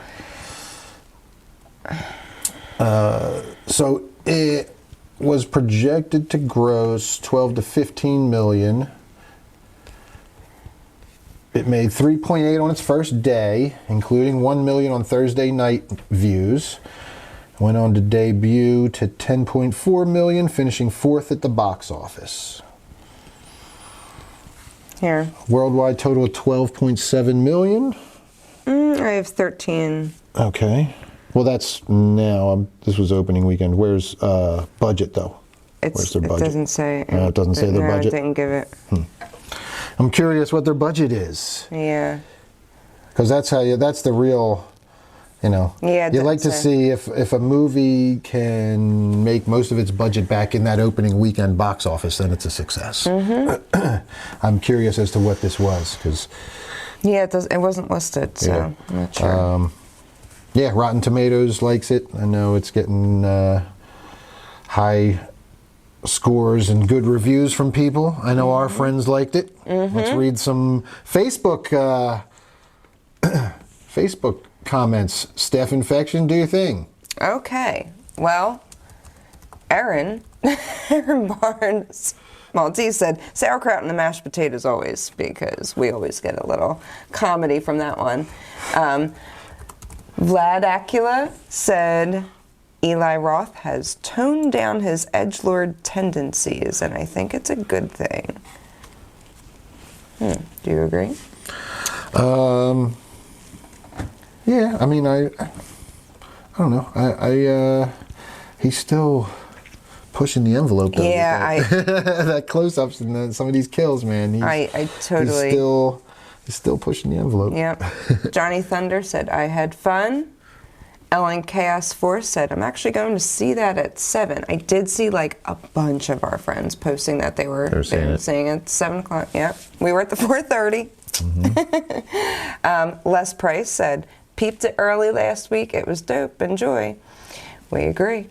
Jesse Zito, tons of fun, and I want seconds.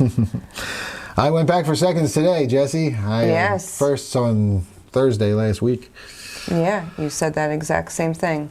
And Michael Claude Thomas said, killer stuff, loved it. So I'm on Rotten Tomatoes right now, and nope, not what I wanted to do. How do I close that? I hit escape. And strangely enough, the critic scores are higher than the audience score for this one. Maybe it's because of the ick factor and the blood running. I mean, it's not by much. So no, it's the tomatometer is at 82% fresh, and the audience score is at 78% fresh. So. Yeah, I mean, that's pretty close. I mean, it's not often that they're around the same. that they get that close together. Around the 80%. So that's good. Yeah. I think that's good. And it's probably just because some people can't handle it. So. Yep. All right. Yeah. Well, any final thoughts on this one, Steph Infection? Go see it. Definitely go see it. If you're a horror lover, a gore lover. I thought it was very well done, but yes, I got the ick. My blood was running cold. I'm going to think about some of these kills probably and have nightmares about them tonight. I'm going to probably be thinking about this movie during my Thanksgiving dinner, and not in a good way, but no, I really enjoyed it. I recommend it. Yes, I recommend it as well. Go see it in the theater. Help boost the numbers. And yeah, man, Eli has upped the slasher game. We got to get more creative with our kills. Slashers have been around since the 70s now, so yeah, we've seen a lot of this stuff before. Oh, he's creative with it. Yeah, I mean, and it's not just, it's a good story too. I mean, it's a really good story. Like, if you loved those, like, whodunit slasher movies of the 2000s, you're gonna love this one, man. Yeah, definite high recommendation. Go see Thanksgiving. Yes. All right. And have a happy Thanksgiving, everybody. Happy Thanksgiving, Steph Infection. Oh, Woo! We're going to high five. High-fiving white guys. Happy Thanksgiving to you, too. I guess I'm thankful for your turkey butt. Wait, I got the turkey butt now? That's your nickname. Damn it.